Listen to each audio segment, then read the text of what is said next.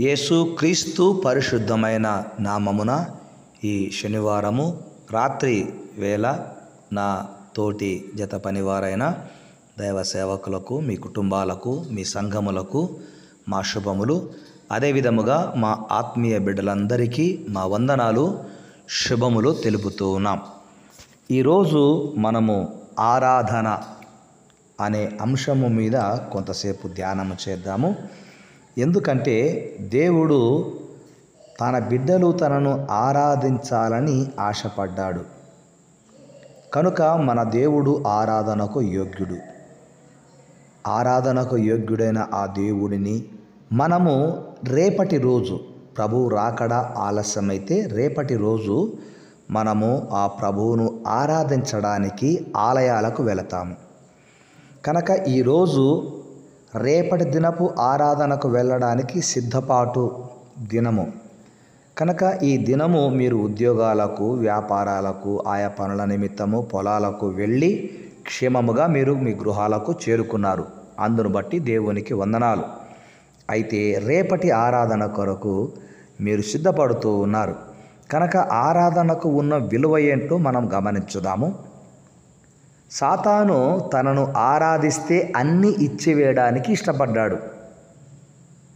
మత్తయి సువార్త 4వ అధ్యాయము 8 నుండి 9 వచనాల వరకు అక్కడ మనం చూస్తాం. సాతానుడు తనను ఆరాధిస్తే అన్నీ చేస్తాను నీకు అన్నాడు. మత్తయి సువార్త 4వ అధ్యాయము 8, 9 వచనాలలో మనం గమనిస్తే, మరల అపవాది మిగుల ఎత్తైన ఒక కొండ మీదికి ఆయనను తోడుకొని పోయి ఈ లోకరాజ్యములన్నిటినీ వాటి మహిమను ఆయనకు చూపి, నీవు సాగిలపడి నాకు నమస్కారము చేసిన ఎడల వీటన్నిటినీ నీకిచ్చేదనని ఆయనతో చెప్పగా, యేసు ప్రభువు అక్కడ ఒక మాట చెప్పారు. యేసు వానితో, సాతానా పొమ్మో, ప్రభువైన నీ దేవునికి మ్రొక్కి ఆయనను మాత్రమే సేవింపవలను అని వ్రాయబడి ఉన్నదనెను.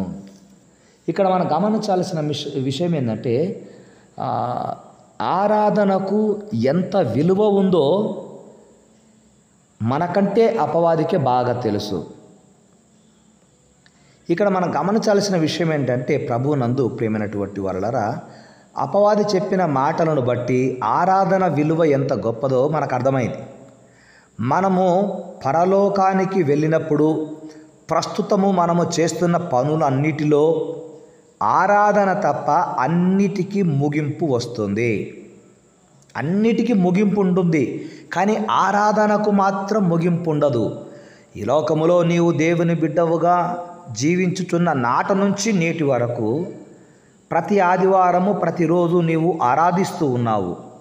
నీ పనులు నువ్వు చేసుకుంటూ ఆయనను స్తుతిస్తూ ఉన్నావు, ఆరాధిస్తూ ఉన్నావు. కానీ ఈ లోకంలో నీ పనులు, నీ పాటలు, నీ ప్రయత్నాలు, నీ ప్రయాణాలు అన్నీ కూడా ముగిసిపోతాయి, కానీ ఆరాధనకు మాత్రం ముగింపు ఉండదు. ఎందుకంటే ఆరాధన మాత్రమే నిత్యము కొనసాగుతుంది. హల్లెలూయా. కాబట్టి దానికోసము మనం ఇప్పుడే సిద్ధపడాలి. దేవుడు మనకు ప్రతి వారములో ఆదివారము హాలిడేగా ఇస్తున్నాడు తప్ప నీకు హాలిడే జాలిడేగా కాదు. దేవుని ఆరాధించిన తరువాత, దేవుని ఆరాధన ముగిసిన తరువాత నీవు ఆ దినమును ప్రభు కృపచేత నీవు హాలిడేగా, జాలిడేగా చేసుకోవచ్చు. మొదట దేవునికి ప్రాధాన్యతను ఇవ్వాలి. ఒక మాట మీకు చెప్పాలని ఆశపడుతున్నాను. ఆరాధన అంటే అర్థం, మూలపదమైనటువంటి ఒక మాట ఉంది. ప్రోస్కునియో అనే పదమునకు అర్థము ముద్దు పెట్టుట అని అర్థం ఉంది. కుక్క తన యజమాని చేతిని నాకినట్లుగా ఆరాధన ఉంటుంది అని మనం గమనించాలి. అయితే ఆరాధనకు కొన్ని పదాలు వాడబడ్డాయి, వాటిని మనం చూద్దాం. 1 సాష్టాంగపడుట, దానియేలు గ్రంథము 2వ అధ్యాయం 46వ వచనం ప్రకారం. 2 వంగి నమస్కరించుట, ఆదికాండము 18వ అధ్యాయము 2వ వచనం ప్రకారం. 3 సాగిలపడుట, ఆదికాండము 23వ అధ్యాయము 7వ వచనము. 4 మ్రొక్కుట, మ్రొక్కుబళ్ళు చెల్లించుట. మత్తయి సువార్త 8వ అధ్యాయం 2వ వచనం ప్రకారము. మోకాళ్ళూనుట 5వది, మోకాళ్ళూనుట. మత్తయి సువార్త 20వ అధ్యాయము 20వ వచనము. ఇక 6వది భక్తి శ్రద్ధలను కనపరుచుట. అపోస్తలుల కార్యములు 10వ అధ్యాయము 25వ వచనము ప్రకారము. ఇక 7వది ఘనపరచుట. ఆరాధించుట అంటే ఘనపరచుట. నన్ను ఘనపరచువానని నేను ఘనపరచెదనని ప్రభు చెప్పాడు. నువ్వు ఆరాధిస్తూ ఉన్నావు ఆలయములో అంటే దేవుని నామమును ఘనపరుస్తున్నావు, దేవుని నామమును హెచ్చిస్తూ ఉన్నావు. లూకాసు వార్త 14వ అధ్యాయము 10వ వచనం ప్రకారము. కనుక క్రీస్తునందు ప్రియమైన వారలారా, ఆరాధన అంటే కేవలము పాటలు మాత్రమే కాదు. ప్రతి విశ్వాసి, బాప్తిస్మం పొందిన ప్రతి విశ్వాసి మరువక మానక మందిరానికి వెళ్ళి మందిరములో ఆరాధిస్తారు. ఆరాధన అంటే పాటలు పాడడం కాదు. ఆరాధనలో పాటలు పాడడం ఒక భాగము. అయితే మందిరానికి ఎందుకు వెళతారు భక్తులు అంటే ఆరాధించడానికి అని చెప్పేస్తారు. నేను కొన్ని విషయాలు చెప్పాలని ఆశపడుతున్నాను. మందిరములో ఏముంది? మందిరములో ఏముంది? మందిరములో ఏముంది అంటే, ఒకటి దేవుని సన్నిధి ఉంది, 2 దేవుని సమాధానం ఉంది, 3 దేవుని సందేశం ఉంది, 4 దేవుని బిడ్డల సహవాసం ఉంది. దేవుని మందిరములో, దేవుని మందిరములో ఇవి ఉన్నవి గనక దేవుని మందిరానికి వెళతారు. వెళ్ళిన తర్వాత వీటిని అనుభవించడానికి దేవుని ఆరాధిస్తారు. కొందరు సాష్టాంగ పడతారు, కొందరు వంగి నమస్కారం చేస్తారు, కొందరు సాగిల పడతారు, కొందరు 2 చేతులెత్తి మొక్కుతారు, కొందరు మోకాళ్ళూని ప్రార్థన చేస్తారు, ఆరాధిస్తారు, కొందరు భక్తి శ్రద్ధలను కనపరచుటకు ఆరాధిస్తారు, కొందరు ఘనపరచుటకు దేవుని ఆరాధిస్తారు. రేపటి రోజు నీవు ఆరాధించడానికి సిద్ధపడుతూ ఉన్నావా? క్రీస్తునందు ప్రియమైన వారలారా, దేవుని ఆరాధించడము విశ్వాసికి దొరికిన గొప్ప భాగ్యము. ఎందుకంటే ఇది తండ్రి కోరిక.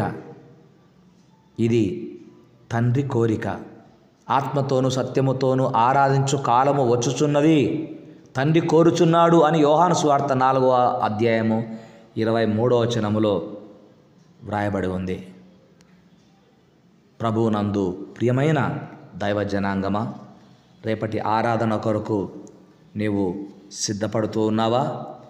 నీవు ఆత్మతోనూ సత్యముతోనూ దేవుని ఆరాధిస్తే దేవుడు తనను ఆరాధించే బిడ్డలను 1 ఆశీర్వదిస్తాడు, 2వది అక్కరలు తీరుస్తాడు, 3వది ఆరోగ్యం ఇస్తాడు. కనుక నీవు ఆయనను ఆరాధించడానికి సిద్ధపడాలి. ఆరాధనను నిర్లక్ష్యము చేయకూడదు. ఆరాధనను నిర్లక్ష్యము చేసినటువంటి సౌలు ఏమయ్యాడో మనకు తెలుసు.